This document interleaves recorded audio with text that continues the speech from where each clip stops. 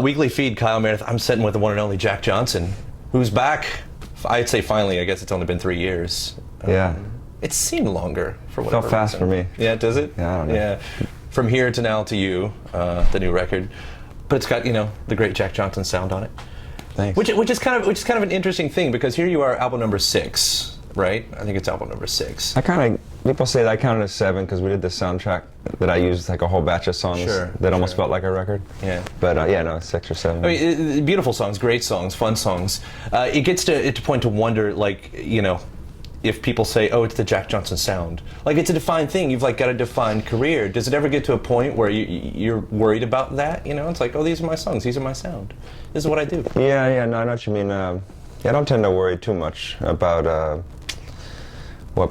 how they'll read into them. I mean, I kind of just record them, and then if my group of friends around seem like they dig them, then I kind of put them out to the world. I always just get a read off of my friends, my family around. Didn't really think about it. I guess my point is I don't really think about it too much while recording, and then when you come out and start doing interviews, like the last few days I finally got out and had to talk to people about the record and everything. Right. And then it's funny because then you start to reflect on what it is the record is about, or what it is that it's, or how it sounds and things.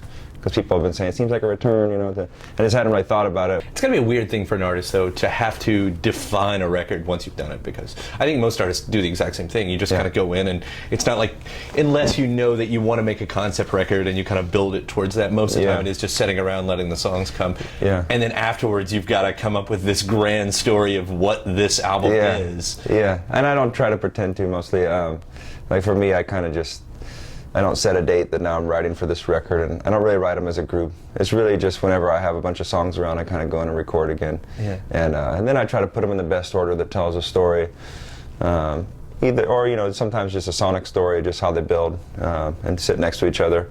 But other times I'll actually put them there for a while, and then I'll think, well, those themes just don't go very well together, so I'll change them around. And it's funny how much we spend sequencing the songs, It's just that's the kind great of geek part of making a record. It is, though, and I love it. And I mean, even just the amount of seconds between a song, or like if you're going to crossfade the end of one song with the beginning of another, and if they're in the same key or a relative key, and it works or not, and it's all the geeky stuff that's a lot of fun to do. And I mean, I think those are like those little semi-intangible things that people don't realize that help it makes it a record that flows, though. And I think it does. People hear all that love that goes into it, and the amount of thought that goes into it. There's some artists that are doing great things with that. I don't know if you're familiar with Laura Marling. Yeah. Because she builds those suites. Like, she does an entire record off of one chord. Oh, really? And so it kind of builds on it. But sequencing is so important when you're doing stuff like that.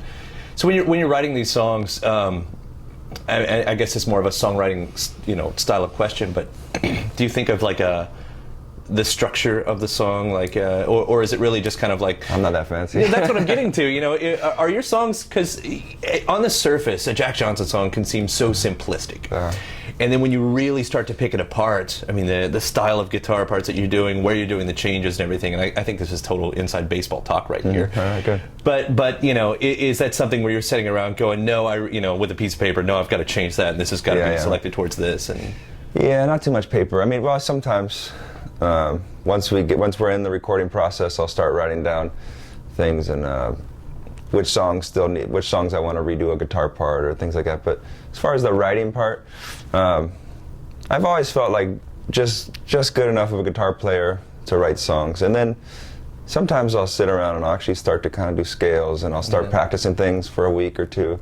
And then I fall off, and I don't really do it. When I was a kid, I used to really sit down and look at all these tablature books and listen to an album and try to figure out, like Metallica hammer on things and stuff like that. And it's fun. Nowadays, I mean, I got 3 kids and stuff, so like when I pick up a guitar, it's like usually just to tell a story and whatever. I've always felt really solid with rhythm. It's something where I like playing the drums a lot. I like playing different percussion. I like using the guitar as a percussive instrument, and so. On this new album, there's one song called Ones and Zeros, and it's got this open tuning. And I figured out it's a crazy riff. Oh yeah, thank you. That's a crazy riff. It was fun, and it started out where I was just doing more of a normal finger pattern, and then every time around I would do this one little hammer-on thing that would kind of bring it back to itself. And then I just started doing the hammer-on for every chord and every finger pick, and then it started feeling sort of like a waterfall to me or something, where it just there was something about kind of Nick Drakey, but even just more hammer-ons and this sort of hammer-on, it won't stop on the guitar. And so anyways, like things like that feels, I always feel like there's one or two songs on every album that feel semi-inventive, or not semi, that feel inventive, you know, something that right. I haven't really heard this before. It's building on something. Otherwise, I feel pretty traditional in my playing. Yeah, well, that one actually stood out of all the ones I've heard so far, cool. And it's because of the guitar part. I notice a lot of people, especially at this point in their career, don't really write riffs anymore. Right. They start just to, but you're kind of pulling them out. Yeah, I guess so. Which is nice. Don't make me be too self-reflective. Start figuring things out. Are these are these new songs? Like I guess did you start writing immediately after the record, sure, or did some artists? You know, I think they go in and they say, "Oh, it's time to make a record. Let's write some songs." Yeah.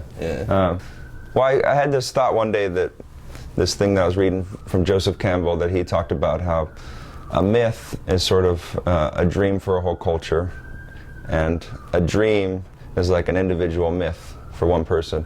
And so I started realizing that with a lot of the songs, not every one, but for me the chorus is kind of like the myth part, and the verses are like the dream.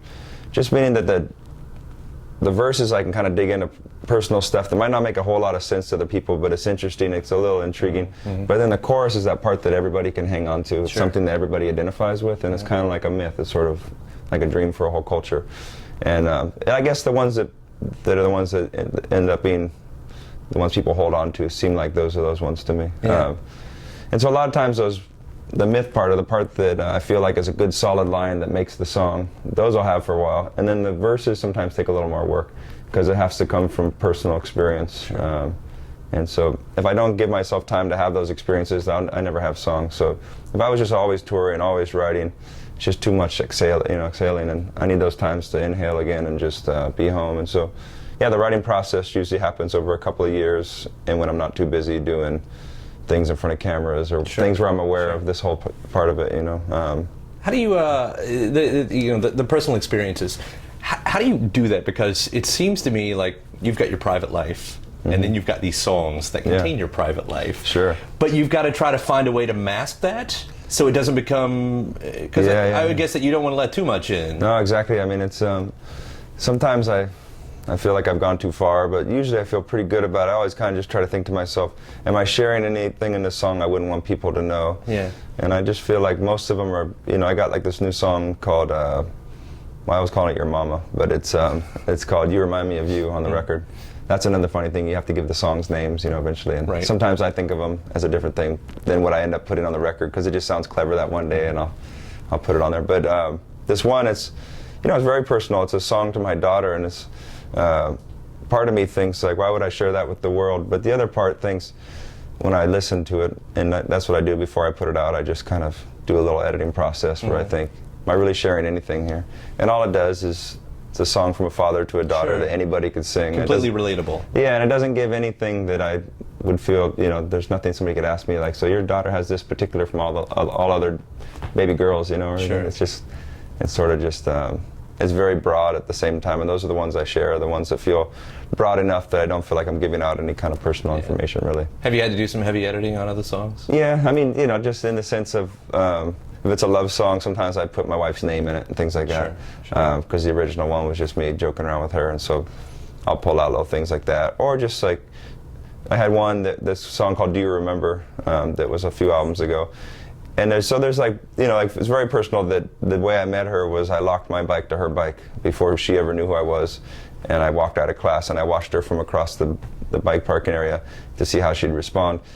But I just thought that's kind of a funny thing. I don't mind sharing that. I don't mind people asking me questions about that. So it's like, whatever I put in the songs, I have to be ready to sort of talk about, because it's my fault for putting them out. There's been other parts. That song was, it was longer. I wrote it as, it was for an anniversary gift, or just like something I wanted to share with her, just to make her laugh on our anniversary about all these memories of the past years. And then there was certain ones that were like, that camping trip I don't want to share with the world, or like that moment, that's just ours. And so I make a lot of those choices. And sometimes I think like, but it really makes the song good.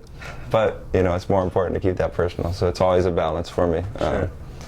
Yeah, and sometimes I feel good about the choices I made. Other times I think, I was dumb, I should have kept that for ourselves too, But it's always been the hardest thing, I think, about a lot of artists who write the autobiography towards the end. Right. It's like now you're putting that stuff out there, and Sure. It's like, can't. But I guess for them, it always seemed to me like you had to give your entire self over to the art if you were going to pull something like that off. Yeah, exactly. Yeah, which is what I come back is why I think it's really interesting the way to see how you've kind of combined that or married that together. So yeah, music still feels a bit like a hobby to me, and I want to keep it that way. It's not my whole life, and sometimes I feel ready to sort of not ramp up the whole thing again and go on tour. I mean, I really do like just being not in front of these cameras. It's funny, as funny as it sounds to say right now, but it's fun, it's exciting. We're in New York City right now, and we're getting to cruise around and see all these really great things, all these great cities around the world, and we love it, and it's exciting, and it's fun. And then other times it's like, what in the world are we thinking? Why would we do that? Yeah, well, that's the thing. I mean, I guess you're known for being so connected to local. You're local. You're a space in the world. Is touring kind of? I mean, I don't want to say is it a drag, but it's got to be a thing. Like, here we're going to completely take you out of your element, shove you in a tour bus. Where you're away from the land for. I mean, you're stuck on asphalt and darkness of the bus this entire time. No, we love it. I mean, and it's only us choosing to do it. We're really lucky. The whole way we've set up the music career has just been, we get to control it all. We said no to a lot of things really early that were pretty dumb to say no to, but we were lucky we did. A lot of the first offers we got that were just, probably should have been the best offer we got, and if we said no, it was never going to happen. Somehow it just came back, and then all of a sudden we found ourselves kind of writing our own deal, and our deal didn't have so much to do with big advances. It had more to do with just making sure we had artistic control of everything, and making sure that there was never any kind of set amount of days that we had to be out to promote a record or anything like that. So, so whenever we decided to go on tours, because it sounds like a fun road trip for us again, and there are times where at the end of a 3-week span where it's sort of, okay, let's try to remind ourselves not to do 3 weeks straight next time, or whatever. Or, try to remember not to do 4 shows in a row, like give yourselves a day off. But you do it because then you look at the map and you look at the dates, and all of a sudden you say, well, if we did 4 or 5 in a row there, then we can have 3 days off in Paris or something. And you're looking at the thing, and so you make these little compromises. Do you still get approached a lot about causes and everything? People come up to you saying, "Oh, we know your reputation on causes. Here, be a part of our." Yeah, we do quite a bit. You say the saying no to certain things. And I imagine there's a good side to being approached about all of these things too. Yeah, definitely. We've met a lot of amazing people doing great things. We've kind of from early on, from getting a chance to be around people like Neil Young and David Crosby and Jackson Browne, a lot of these guys that we felt like we were joining on to this tradition they had of using music for social change. And so yeah, we played the Bridge School benefit with Neil Young years ago, and that was really inspiring for us to get invited into his world and to see how it was his family really running it, family and friends, and it inspired us to want to do the Kokua Hawaii Foundation that we started. So how effective is it? Can a song change the world? Can you do that? I think it's all vibrations, and everything. I think it definitely changes the world, even if it's just a teeny bit. Sure. I think the song, and people are listening to it while they're driving to work, and a song puts you in a good mood, and then it's that domino effect where you treat other people better that day, and so it's hard to tell the effects of it, but I think that every song is changing the world, whether you're putting negative vibrations or positive vibrations out there. That's a heck of a good way to put it. Yeah, that's one way I see it. But then, and also if you can use the music and take that spotlight that's shining on you and turn it towards something that you believe in, it's definitely made me feel like this is a career worth pursuing a little more. Sometimes that's what brings us back out on the road is thinking about all these groups that we get to help fund. Right. Since 2008, we've been making all of our tour. We donate 100% of it to, which is amazing. Nonprofit. It's fun. I mean, it's as much as like, it's thanks for saying it, but at the same time, it's for us. It kind of gives the whole thing meaning. It makes it a little easier for me to explain to my kids, like, this is what Daddy does. Right. We get to visit all these great community gardens and music programs. There's a couple of things that we help fund that are those. It's almost like School of Rock, where it's these after-school programs.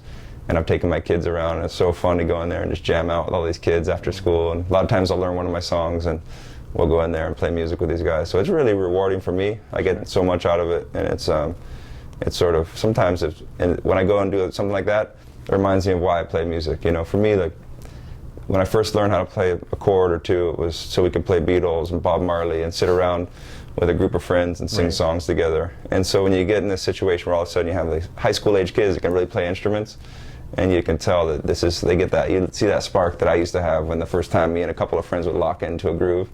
And then you think, wow, this is really cool that we're helping to fund this thing, this studio. Yeah, it all makes it feel like all worth doing. Cool. Well, Jack, thanks for setting down from here to now to you. Very much looking forward to it. We're grateful for that and all the things you do. I mean, it kind of makes it cool to be a fan. Yeah, well, thanks. I'll see you, man. Thanks.